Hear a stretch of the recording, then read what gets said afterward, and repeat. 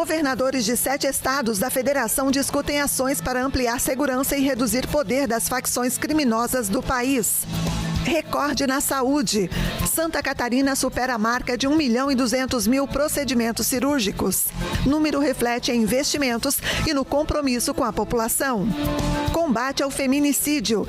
Paraná usa tecnologia de monitoração simultânea em agressores. Sistema promete mais segurança às vítimas com medidas protetivas. Em São Paulo, o princípio de incêndio em aeronave da Latam força evacuação de 169 passageiros no aeroporto de Guarulhos. A Argentina retorna ao mercado internacional da dívida e busca reconstruir confiança dos investidores. Estão definidos os 12 grupos da maior Copa do Mundo da história. Mundial terá 48 seleções e será disputado em 3 países. E veja também, tradicional árvore de Natal no Rockefeller Center marca oficialmente início das festas de fim de ano nos Estados Unidos. Essas e outras notícias a partir de agora no Pix News.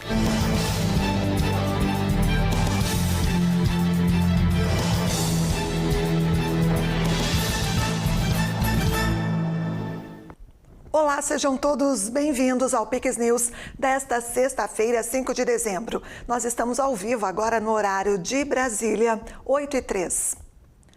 Iniciou na quinta-feira, no Rio de Janeiro, a 14ª edição do COSUD, o Consórcio de Integração Sul e Sudeste. O encontro reúne governadores e equipes técnicas dos 7 estados das regiões.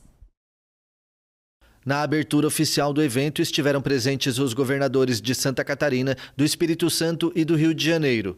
Os demais estados das regiões Sul e Sudeste enviaram secretários de estado como representantes. Nós queremos esse consórcio ter vida, ser um consórcio vibrante para ajudar efetivamente os estados. Essa integração tem que acontecer de verdade. Não é só, vou no Rio de Janeiro agora, no Rio Grande do Sul, é Santa Catarina. Não, nós queremos integrar, trocar informação de dados. Sem integração, a inteligência não funciona, os dados não funcionam, os cadastros estão fazendo agora, cadastro de morador de rua, para saber quantos tem, por que está na rua, por que deixou de estar, enfim. A programação do COSUD segue até este sábado e inclui reuniões técnicas, painéis e câmaras temáticas voltadas a áreas como segurança pública, desenvolvimento econômico, saúde, educação, meio ambiente, infraestrutura e inovação. No Paraná, uma nova tecnologia promete reforçar a segurança de mulheres sob ameaça. O sistema de monitoração eletrônica simultânea acompanha em tempo real agressores com tornozeleira eletrônica e envia alertas imediatos às vítimas, oferecendo mais proteção a quem tem medidas protetivas. A tecnologia vem se tornando uma aliada para a redução dos casos de feminicídio e violência contra a mulher no Paraná. Fruto de uma parceria entre o governo do estado, por meio da Secretaria da Segurança Pública, Tribunal de Justiça e Ministério Público do Paraná, o projeto de monitoração eletrônica simultânea monitora os agressores para que eles não se aproximem das vítimas, ampliando a proteção a mulheres que têm medidas protetivas ativas. O programa da monitoração simultânea, que é a utilização de tornozeleira no agressor e o fornecimento de smartphone para a vítima, é impedir, ou tentar impedir que feminicídio aconteça.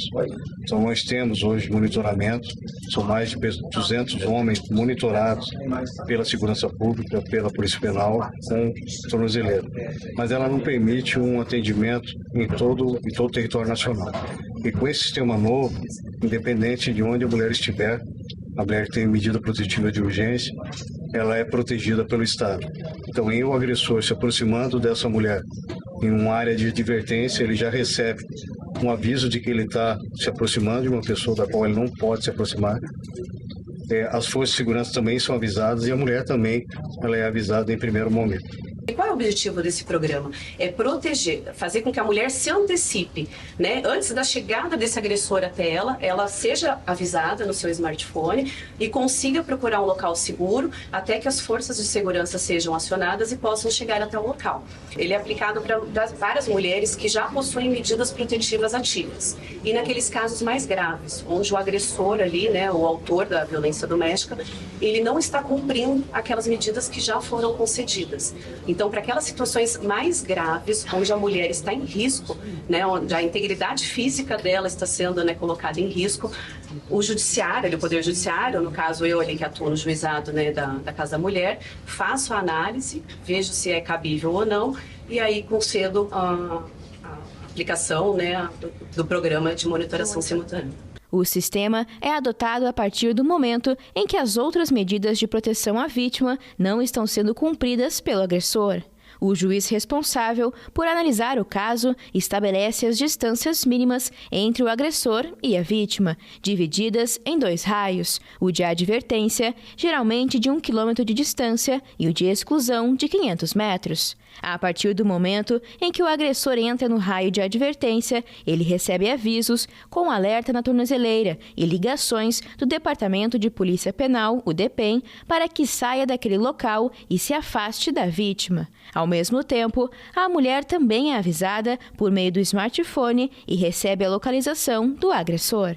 O raio de exclusão já significa um alerta para a força de segurança, já é direcionado um link para a polícia militar para que seja deslocada uma viatura até aquela vítima. Então, o raio de advertência ele vai sendo avisado, né, vai sendo alertado para que ele saia. O de exclusão, a polícia já é acionada. A mulher tem essa previsão, né? Ela vai conseguir ver que ele está se aproximando e ela vai conseguir se antecipar. Ela não vai mais ser surpreendida com aquele agressor na casa dela, ao lado dela, e cometendo ali, infelizmente, aquele feminicídio. Então, eu vejo o programa como um sucesso. Porque nós precisamos dar a essa vítima recursos, nesse caso da monitoração simultânea, para a autodefesa. A ideia da monitoração simultânea é a autodefesa, né? Não que nós estejamos, enquanto Estado, entregando nas mãos da vítima a responsabilidade pela sua própria defesa. Não é isso. Nós estamos nos comprometendo a articular melhor a defesa dela, para que ela possa entender o que está acontecendo no contexto da sua própria vida. Então, para o Ministério Público, que hoje trabalha no fortalecimento dessa vítima, na proteção efetiva dessa vítima, na busca da entrega da segurança, da resposta e da justiça para essa vítima, você ter para a utilização, tanto na fase de investigação quanto na fase processual, um recurso de defesa, de proteção, é fundamental. O projeto piloto está em execução desde setembro em Curitiba e deve ser ampliado para municípios do interior do Paraná a partir do ano que vem. O governo do Paraná deu início às obras de pavimentação das rodovias PR-574 e PR-575 no distrito de Palmitópolis, em Nova Aurora. As máquinas já estão no trecho para pavimentar mais de 21 quilômetros de novas rodovias, além do contorno de Palmitópolis. A obra vai conectar a Nova Aurora, Cafelândia e Tupãssi. O investimento de mais de 95 milhões de reais deve criar um corredor logístico essencial para o oeste, facilitando o escoamento da produção agroindustrial da região. Aqui tem a maior produção de peixes e frangos da região oeste, junto com a região oeste, e é uma região que tem um potencial agrícola gigantesco que vem crescendo muito. Então nós estamos melhorando a logística de toda essa região, além de fazer uma nova ligação também com Cascavel, que é a cidade polo aqui, né, a cidade mãe do oeste do Paraná. O trecho é considerado estratégico para transporte e para a geração de empregos no oeste. A ligação também atende uma demanda antiga das famílias que dependem diariamente da estrada. Fortalece a região naquilo que faz, aperfeiçoa, vem novos negócios, mas principalmente cresce na parte de produção, mas acima de tudo da diversificação. Aumenta a produção de frango, aumenta a produção de suíno, peixe, leite, e isso então fortalece a região. A obra deve impulsionar novos negócios e facilitar o deslocamento de trabalhadores, produtores rurais e moradores, consolidando uma nova rota de desenvolvimento regional. Porque quando você pensa em desenvolvimento, a logística é fundamental. E essa ligação asfáltica vai beneficiar aqui Tupanci também, um trecho nosso, é fundamental. As grandes empresas vão estar vindo para a nossa região agora, ocupando essas áreas. Eu digo que essa obra ela está no mapa antes mesmo de eu nascer. Então era algo esperado há muitos anos e que muitos já não acreditavam mais. Então para nós, cafelandenses, e o povo dessa região, o escoamento da safra vai facilitar com maior segurança, mais agilidade e pode ter certeza, uma região tão produtora como a nossa não poderia ficar fora do mapa de fato. Santa Catarina alcançou o nível máximo de transparência pública no país. O estado recebeu o selo Diamante durante o Congresso Internacional dos Tribunais de Contas. O reconhecimento veio por meio do Programa Nacional de Transparência Pública, que avaliou critérios rigorosos sobre dados, acessibilidade e cumprimento da Lei de Acesso à Informação. Santa Catarina registrou crescimento de mais de 5 pontos em relação ao ano passado e se posiciona entre os estados mais transparentes do Brasil. O selo Diamante coloca o nosso estado em lugar de destaque no ranking da transparência para todo o nosso país. E faz ainda mais. Este é um trabalho coletivo, feito a muitas mãos, resultado da engrenagem que move secretarias e órgãos na busca de dados e informações. A Controladoria Geral do Estado coordenou todo o processo para garantir a certificação. A equipe revisou dados, orientou órgãos estaduais e levou Santa Catarina ao nível máximo da avaliação. Apesar da nota mais alta, o governo já trabalha em um plano de ação para aperfeiçoar os poucos pontos pendentes e ampliar ainda mais o acesso às informações públicas. E é uma evolução dos últimos 2 anos. Esse selo começou em 2023, nós fomos prata, no ano passado fomos ouro e agora conseguimos o diamante, que mostra o trabalho que a gente tem evoluído aí para ter um portal de transparência cada vez melhor para o cidadão catarinense. Santa Catarina atingiu um novo recorde na área da saúde pública. Mais de 1.200.000 cirurgias foram realizadas de 2023 até agora, entre procedimentos eletivos e emergenciais. De acordo com dados da Secretaria de Estado da Saúde, foram 1.201.473 cirurgias realizadas desde o início de 2023, sendo 783.000 eletivas e 417.000 de emergência. Os procedimentos eletivos com internação apresentaram um aumento de 78% em comparação com 2022. A área de ortopedia registrou um maior avanço, crescimento de mais de 200% no período. Segundo o governo, o volume é resultado de ações como o pagamento diferenciado para determinados procedimentos e a ampliação da estrutura hospitalar, por meio de reformas e habilitações de novos serviços. Outra medida foi a criação de uma tabela estadual que, em alguns casos, paga valores acima da tabela nacional. Tabela catarinense de procedimentos cirúrgicos eletivos que paga até 12 vezes o que a tabela do SUS paga. Pagamento de procedimentos que não estão na tabela do SUS, que o Estado de Santa Catarina é o único do Brasil que paga, fomentando ainda mais a realização das cirurgias. O programa de valorização dos hospitais, o bom diálogo com os hospitais, na construção da política pública e dessa maneira quem ganha é o cidadão. A secretaria afirma ainda que quando a atual gestão começou, mais de 105.000 pacientes aguardavam por cirurgias eletivas e outros 117.000 esperavam uma consulta cirúrgica. O governo de Santa Catarina vai realizar cerca de 100 cirurgias de câncer de pele entre os dias 15 e 19 de dezembro, no Hospital Santa Teresa, em São Pedro de Alcântara.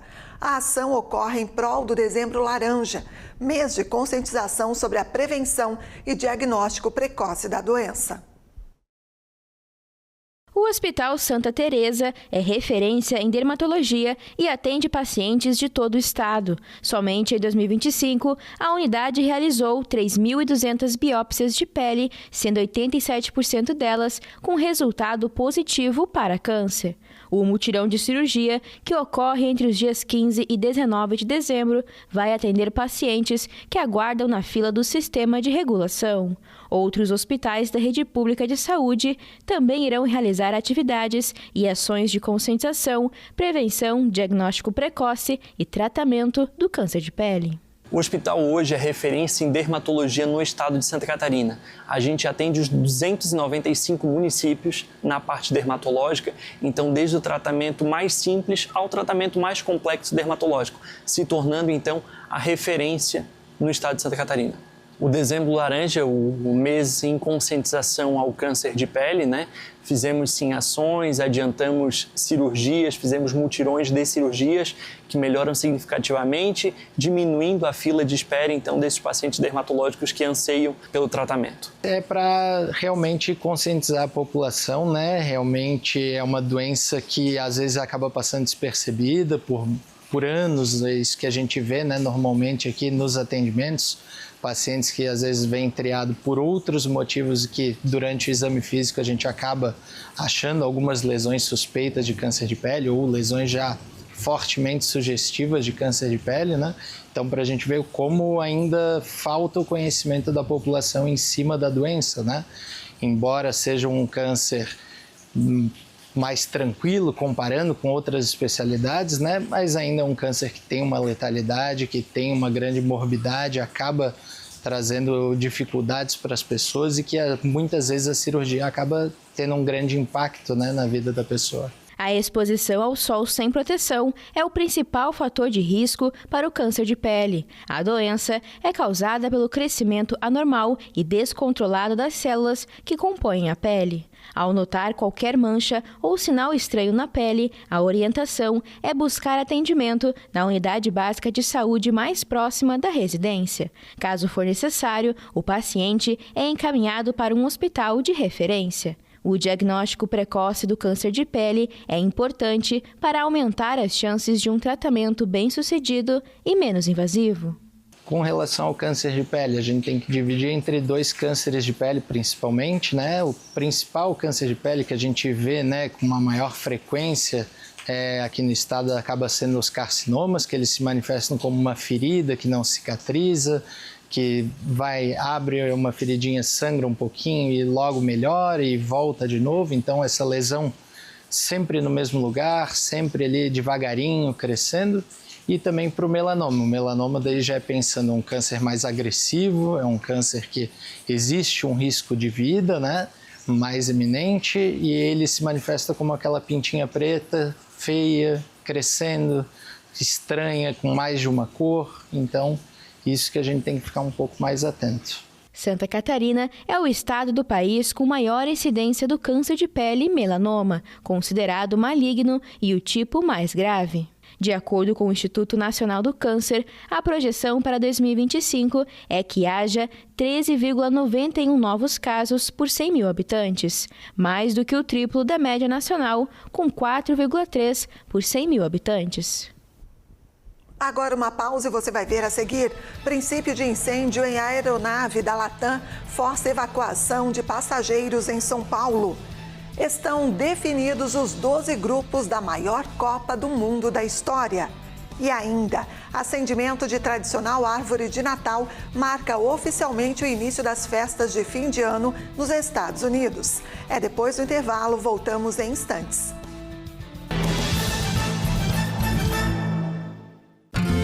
Santa Catarina está na potência máxima. Até 2026, teremos 1.000 quilômetros de nova rede trifásica. O Celesc mudou o nosso padrão de vida, vamos dizer assim também, né? Antes a gente tinha muita preocupação de queimar aparelhos e com essa mudança não tivemos mais esse problema. Hoje a gente pode investir em maquinários maior, né? É assim, somando energias, que governo do estado e Celesc constrói a maior rede trifásica da história. A vida precisa de cuidados. E para garantir saúde, é preciso dedicação, presença, laços fortes e esforço constante. A Casan está passando por uma profunda reestruturação com investimentos recordes em infraestrutura de água e esgoto em todo o estado. Mais segurança no abastecimento e ampliação no saneamento com mais qualidade e eficiência. Governo de Santa Catarina e Casan. Cuidar da vida é nossa maior obra. Com o aumento da temperatura e das chuvas, aumenta também o risco de desastres. Se estiver no litoral, na serra, em uma região próxima a rios, cachoeiras ou com histórico de enchentes e alagamentos, antes que aconteça, se informe sobre um local seguro para o caso de uma emergência. Respeite os alertas da Defesa Civil. A prevenção pode salvar você ou alguém que esteja em situação de risco. Todo mundo pode ajudar a salvar uma vida.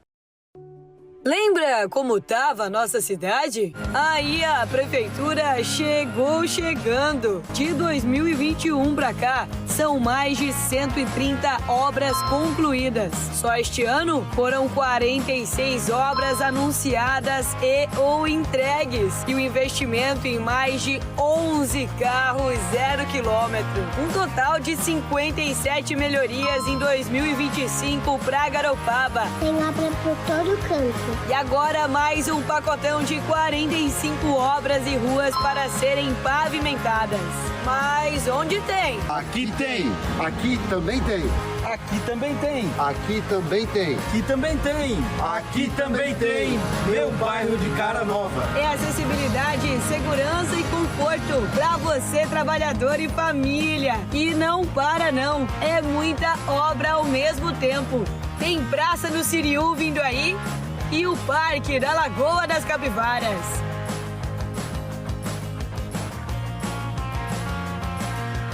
E alô, Areias de Palhocinha!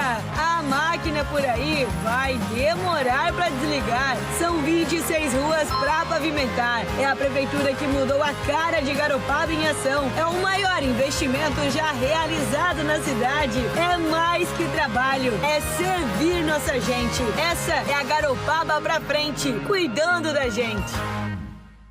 Sabia que 1 a cada 5 lubrificantes vendidos no Brasil é adulterado? E pode parecer óleo de motor, mas na verdade é algo muito pior. O óleo lubrificante falsificado danifica o motor e outras partes móveis do seu carro, aumentando em muito o risco de acidentes. Além do prejuízo, você pode estar colocando seu carro e sua vida em jogo. Então fique atento. Muitas vezes parece óleo lubrificante, mas pode ser veneno. Saiba como se proteger e compartilhe este alerta.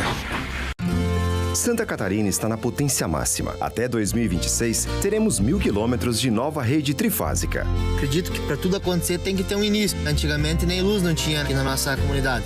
Com a chegada da luz trifásica, aí a gente teve novas ideias, a gente teve sonhos, que a gente viu a possibilidade da gente crescer. Celesc, para mim, ela está dando vida aos nossos sonhos. É assim, somando energias, que Governo do Estado e Celesc constrói a maior rede trifásica da história.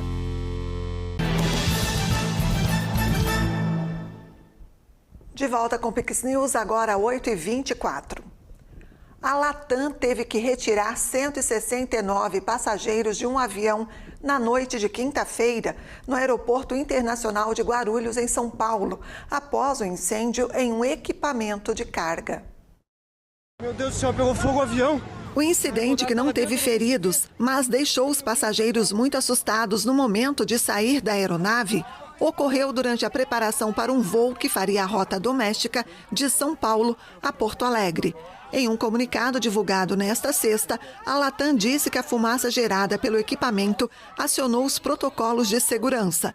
Os passageiros foram retirados da aeronave pela ponte de embarque e pelo escorregador, com auxílio de funcionários treinados para esse tipo de situação. A companhia aérea acrescentou que a situação foi rapidamente controlada e ofereceu toda a assistência necessária aos clientes impactados. Segundo a concessionária GRU Airport, que administra o terminal, durante 10 minutos foi suspenso o abastecimento de combustível para outras aeronaves. A concessionária do aeroporto também informou que vai colaborar na investigação do incidente. A Latam informou que um total de 159 passageiros chegou a Porto Alegre na madrugada desta sexta, enquanto os 10 restantes seriam acomodados em outros voos ou transportados por terra. A Venezuela está isolada após companhias aéreas internacionais suspenderem voos para o país. A decisão foi tomada pelo temor com a segurança em um cenário de campanha militar dos Estados Unidos no Caribe. A Copa Airlines e a Wingo, companhias aéreas panamenhas, anunciaram que vão estender a suspensão até 12 de dezembro. Essa decisão se soma ao cancelamento temporário de voos por pelo menos 10 companhias aéreas, após um alerta emitido em 21 de novembro pela Administração Federal de Aviação dos Estados Unidos, que advertiu sobre uma piora da situação de segurança e aumento da atividade militar dentro e ao redor do território venezuelano. A administração recomendou que todas as aeronaves exerçam extrema cautela ao sobrevoar a Venezuela. Após o alerta, companhias aéreas como Iberia, Air Europa, Plus Ultra, TAP, Avianca, Gol, Latam e Turkish Airlines suspenderam as operações. Essa decisão levou o governo venezuelano a revogar as licenças de operação, acusando-as de participação em atos de terrorismo de Estado. A Copa Airlines e a Wingo estavam entre as poucas companhias aéreas que ainda mantinham conexões com Caracas. Mas nesta quinta-feira, a Satena da Colômbia e a Boliviana de Aviación também anunciaram a suspensão dos serviços. O pano de fundo dessa situação é a operação militar que os Estados Unidos vem conduzindo no Caribe desde agosto, apresentada como parte da estratégia de combate ao narcotráfico. Desde então, mais de 20 embarcações supostamente usadas para o tráfico de drogas foram atacadas, resultando em 87 mortes. O incidente mais recente ocorreu na quinta-feira no Pacífico e deixou 4 mortos, segundo o Comando Sul dos Estados Unidos. O governo do presidente Javier Milei anunciou nesta sexta-feira o retorno da Argentina ao mercado internacional de dívidas, após mais de 7 anos, por meio de um título em dólares. De acordo com o ministro da Economia, Luiz Caputo, o título de 4 anos terá uma taxa de juros de 6,5% e é o primeiro desse tipo desde 2018. O economista destacou que o movimento vai contribuir para facilitar o acúmulo de reservas, requisito do Fundo Monetário Internacional, pelo empréstimo concedido ao país. Caputo afirmou que tem sido difícil acumular reservas porque, enquanto os países tipicamente renovam a dívida, como a Argentina não tem crédito, foi preciso pagá-la. A Argentina negocia um empréstimo com bancos de cerca de 7 bilhões de dólares, 37 bilhões de reais, e deve enfrentar vencimentos em janeiro de mais de 4 bilhões de dólares, cerca de 21 bilhões de reais. Segundo um comunicado do Ministério da Economia, o resultado do leilão servirá para cancelar parcialmente um vencimento que a Argentina deve enfrentar no próximo dia 9 de janeiro. O vencimento do novo título está previsto para novembro de 2029. O líder do Hezbollah, Naim Qassem, afirmou que apoia a estratégia diplomática do Líbano para encerrar os ataques de Israel, mas criticou a nomeação de um civil para um comitê de monitoramento de cessar-fogo. Representantes civis do Líbano e de Israel realizaram na quarta-feira as primeiras conversações diretas em décadas, em virtude do acordo de cessar-fogo entre Israel e o Hezbollah. Apesar da trégua, que deveria pôr fim a mais de um ano de hostilidades entre Israel e o Hezbollah, o exército israelense lançou ataques contra o Líbano e mantém tropas em 5 áreas no sul do país que considera estratégicas. Durante uma reunião com uma delegação do Conselho de Segurança da ONU, o presidente libanês Joseph Aoun reiterou nesta sexta-feira que os libaneses não querem voltar à guerra. O comitê encarregado de supervisionar o cessar-fogo vai realizar um novo ciclo de conversações com participação de delegados civis libaneses e israelenses a partir do próximo dia 19.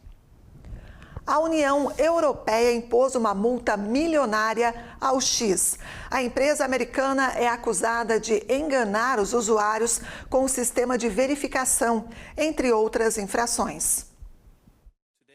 A União Europeia impôs nesta sexta-feira uma multa de 120 milhões de euros à rede social X, de propriedade de Elon Musk, o que pode provocar outro confronto com o presidente dos Estados Unidos, Donald Trump. O valor da multa equivale a 742 milhões e meio de reais na cotação atual. Hoje, a comissão aplicou uma multa de 120 milhões de euros à empresa X por violação da Lei de Serviços Digitais. Esta é a primeira multa aplicada sob esta lei. O X violou, de fato, a obrigação de transparência ao abrigo da lei. Isso inclui o selo azul de verificação. A empresa engana os usuários. Qualquer pessoa pode pagar para obter a conta verificada e a empresa não o faz de forma significativa.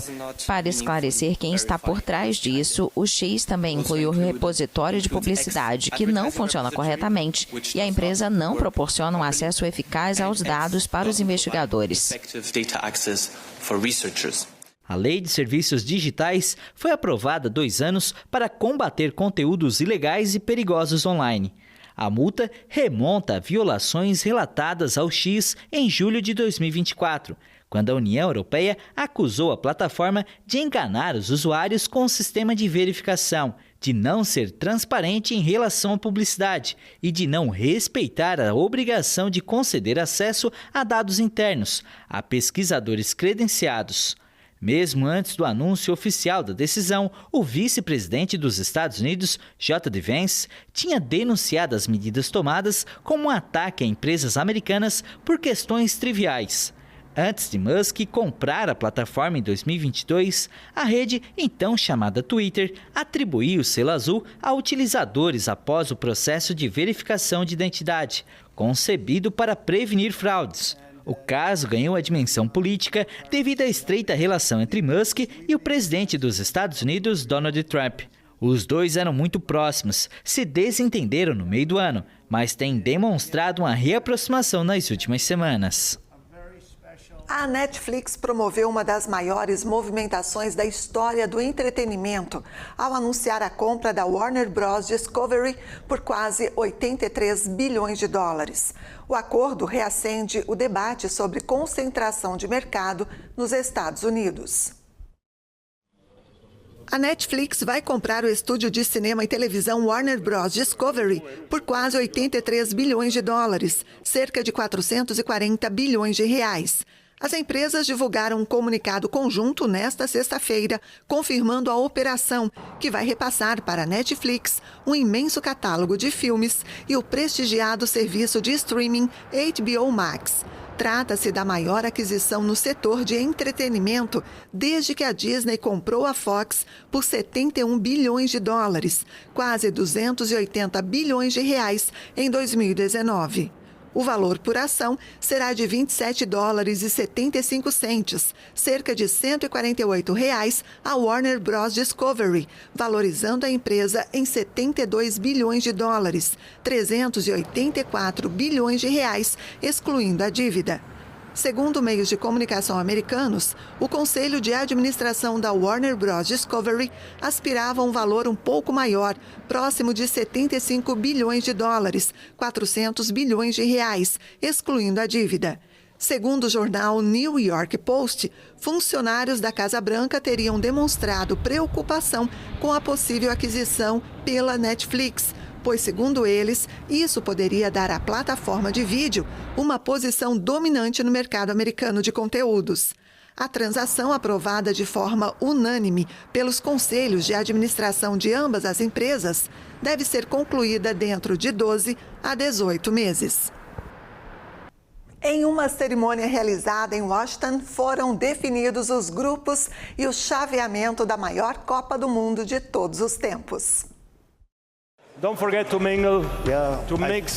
O sorteio organizado pela FIFA definiu os 12 grupos da competição, que terá 48 seleções e um recorde em 104 partidas, em 16 cidades da América do Norte. Este será o primeiro Mundial da história realizado em 3 países: México, Estados Unidos e Canadá. A Copa começa no dia 11 de junho, com o México enfrentando a África do Sul no Estádio Azteca, na Cidade do México. No dia seguinte, os Estados Unidos estreiam contra o Paraguai em Los Angeles e o Canadá pega uma seleção da repescagem europeia em Toronto.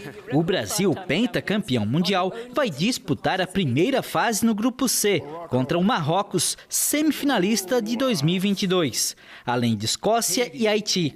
A seleção, comandada por Carlo Ancelotti, estreia no dia 13 de junho, um sábado, diante da equipe africana em Boston ou na região de Nova York.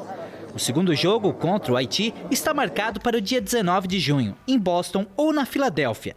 A tabela final, com os estádios definidos, será divulgada neste sábado. A atual campeã argentina enfrenta a Argélia, Áustria e a estreante Jordânia no Grupo J. A França, campeã em 1998 e 2018, cabeça de chave do Grupo I, terá pela frente Senegal, Noruega e uma seleção da repescagem intercontinental, que pode ser Bolívia, Suriname ou Iraque. No Grupo K, Portugal enfrenta Uzbequistão, Colômbia e outro time definido na repescagem, com disputa entre Congo, Jamaica e Nova Caledônia. Pela pontuação do último ranking da FIFA, divulgado em novembro, o Grupo L é considerado o mais difícil, com Inglaterra, Croácia, Gana e Panamá. A Copa do Mundo de 2026 terá 39 dias de competição. A final está marcada para o dia 19 de julho, no estádio da região de Nova York e Nova Jersey. As luzes do fim de ano já tomam conta das cidades americanas. Em Washington e Nova York, as tradicionais árvores de Natal foram acesas. E no Rockefeller Center, a cerimônia que marca o início oficial das celebrações de fim de ano na Big Apple atraiu milhares de visitantes. 4, 3, 2, 1... O espírito de Natal já ganhou a validação do governo nos Estados Unidos. O presidente americano Donald Trump e a primeira-dama Melania Trump lideraram a cerimônia de iluminação da Árvore de Natal Nacional de 2025. A tradição ocorreu no Ellipse Park, perto da Casa Branca.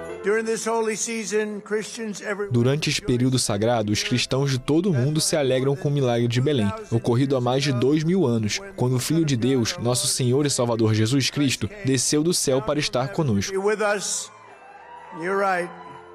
E a festa natalina não reluziu somente em Washington. Em Nova York, a tradicional árvore de Natal do Rockefeller Center foi iluminada na quinta-feira, abrindo uma tradição de quase 100 anos. Segundo a rede americana NBC, a árvore é um abeto da Noruega de 23 metros de altura, com 14 metros de diâmetro e pesa aproximadamente 11 toneladas. A cerimônia, que todos os anos reúne milhares de moradores e turistas, marca oficialmente o início das celebrações de fim de ano na Big Apple.